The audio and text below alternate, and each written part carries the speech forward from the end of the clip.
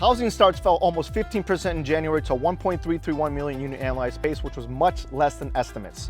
Starts are now down slightly on a year-over-year basis. Single-family home starts, which are most important, fell 5% to 1 million unit annualized pace, which is not too different from December when factoring in the revisions. Single-family home starts are now up 22% year over year.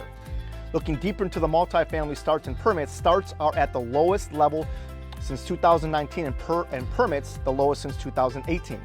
With a massive supply of multifamily homes coming on the market now, we should continue to see slower rent price growth, but in the coming years, the lack of building permitting could pressure prices higher. Now, as for mortgages and inflation, the Producer Price Index report, which measures wholesale or producer inflation, rose 0.3% in January, which was hotter than the 0.1% expected. Year-over-year producer inflation fell 1% to 0.9%, and while it declined, it was expected to fall to 0.6%. Overall, this was a hotter than expected inflation report. Some of the PPI components also go into PCE, Personal Consumption Expenditures report, which could lead to a disappointing PCE inflation report on the 28th.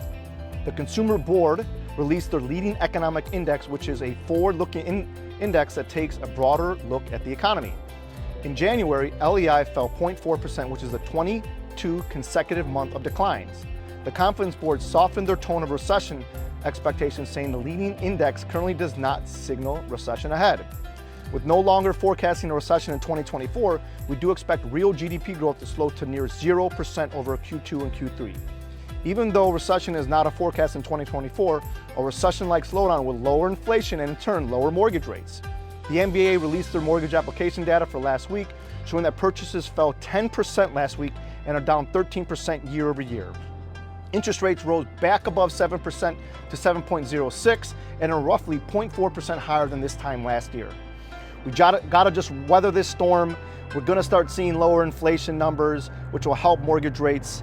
Call me if you have any questions. I'm here to help in any way possible.